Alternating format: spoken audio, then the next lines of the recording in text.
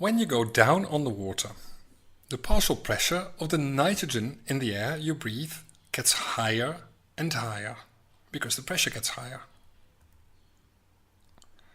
Your body cannot use this nitrogen, so it simply dissolves into all of your tissues. As the partial pressure increases, more and more nitrogen dissolves in your tissues until they are saturated. When you go up again and the pressure becomes less, the nitrogen in your tissues has to come out again, of course. Now, the difference in the partial pressure of a gas between two places is called the pressure gradient. So you can say that the pressure gradient of nitrogen in your breathing air and the nitrogen dissolved in your tissues becomes higher and higher when you go up. The difference becomes higher and higher. If the pressure gradient stays low enough, nitrogen can come out of your body without causing any problems. But if the pressure gradients become too high because you come up too quickly or you stay too long at a depth, then you might have a problem. Because this can cause big bubbles to form in your tissues and in your blood. You can think about opening a can of Coke and bubbles forming in the liquid. But it's not quite as simple as that.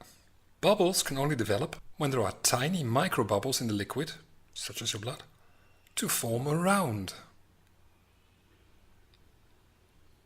These tiny microbubbles are called gas micronuclei or gas seeds. For instance, if you pressurize a glass of pure water, no matter how quickly you release the pressure, no bubbles will form. There's nothing that can act as seeds. However, if you shake the water to make tiny bubbles before releasing the pressure, big bubbles can form around them.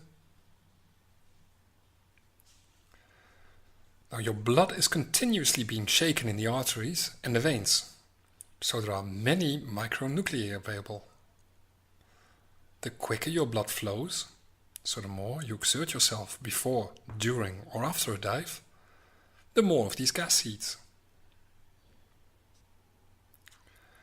Very small nitrogen bubbles form during any dive, no matter how shallow or how short. This happens mainly in the capillaries. Usually, this is not a problem, because these small bubbles enter the veins and flow back via the heart to the lungs without causing any blockages. When they reach the pulmonary capillaries in the lungs, they diffuse into the alveoli with no problems, and you breathe out the nitrogen. We call these bubbles that cause no problems silent bubbles. We can see silent bubbles with a Doppler ultrasound flow meter. Using this ultrasound machine and volunteers in hyperbaric chambers, we can find the safe limits of pressure and time, because we can see when there are too many bubbles to be safe.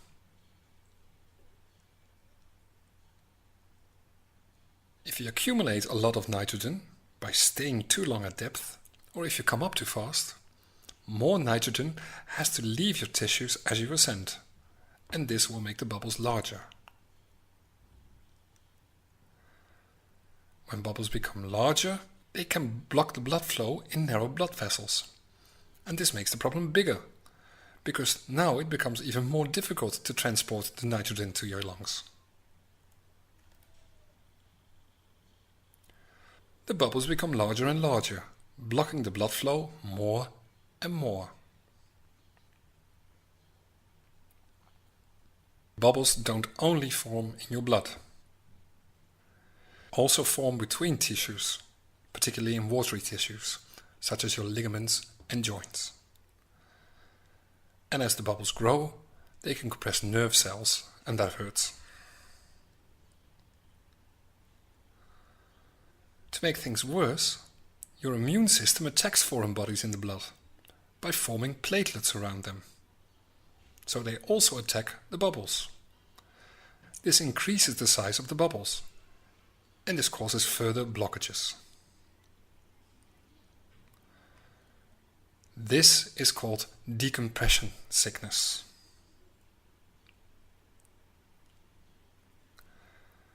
The good news is that nitrogen bubbles almost never go into your arteries, because they usually diffuse through the alveoli in the lungs and are gone before the blood flows back to the heart and into your arteries and the rest of your body.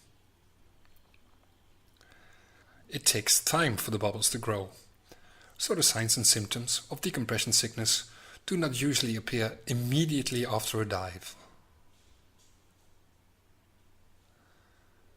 They usually appear a few hours later, and even can be up to 48 hours later. Symptoms often get worse slowly, because the bubbles slowly get bigger and slowly flow to places where they block the bloodstream. This means most cases of decompression sickness are not immediately life-threatening, but in all cases of suspected decompression sickness, the diver must go to a doctor. There are two types of decompression sickness. Decompression sickness type 1 is the least dangerous, and 3/4 of all cases of decompression sickness are of this type. The bubbles are usually in the joints, in the ligaments, or underneath the skin. Bubbles under the skin appear as red blotches and are most frequently found under the skin of your shoulders and chest, though they can be anywhere. It is itchy, but it's not serious.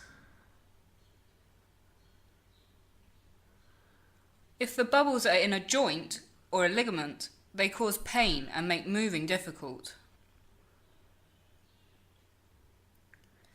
Divers with decompression sickness type 1 must go to a doctor because the bubbles can get bigger and keep moving and become decompression sickness type 2.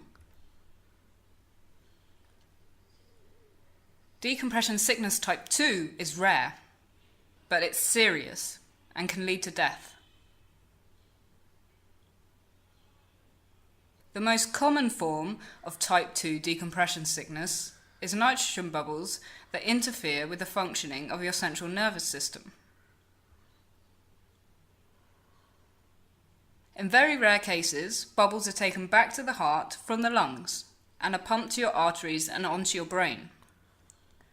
They can even form in your brain directly, cerebral decompression sickness.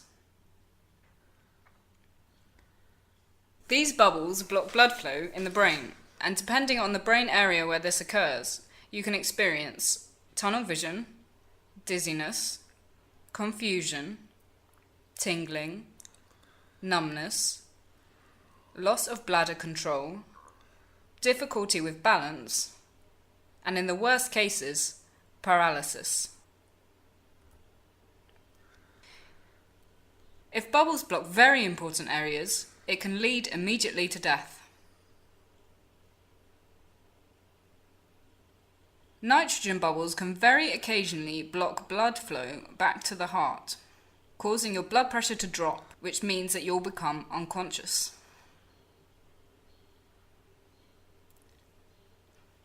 About 1/4 of people have a hole between the left and the right sides of their heart. This hole is called a patent foramen ovale, a PFO for short. We are all born with this hole, because in the womb we do not breathe, so the blood has to circulate without going to the lungs. After birth, this hole normally closes in a few days. If this does not happen perfectly, only a flap of tissue forms over the hole. But this does not normally cause problems. However, if a diver with a PFO has big nitrogen bubbles, they can pass through the hole and enter the arteries. And then they can travel anywhere in the body, including the brain. Nitrogen bubbles that affect the lungs, pulmonary decompression sickness, are rare because bubbles usually dissolve in the alveoli. But if there are too many bubbles, they can cause a blockage. This irritates the lungs, causing shortness of breath and coughing. The risk of decompression sickness is very, very small when you dive within the limits of your table or computer. The chance of getting decompression sickness on a recreational dive is 1 in 10,000. And the chances of suffering from life-threatening decompression sickness are even smaller. Most cases of decompression sickness are caused by diver error. If you follow the rules and stay within the limits, you really have nothing to worry about. The majority of cases of decompression sickness occur after technical dives, because these dives are deeper and longer, and there is a lot more that can go wrong. Why do nitrogen bubbles cause decompression sickness and not oxygen bubbles?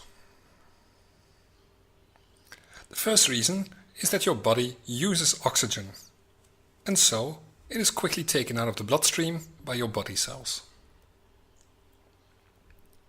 The second reason is that most of the oxygen is attached to your red blood cells rather than dissolved in your blood plasma, and so it cannot form bubbles.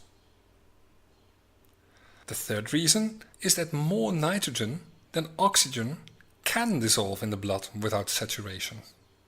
Twice as much oxygen than nitrogen can dissolve in your blood and tissues without any problem.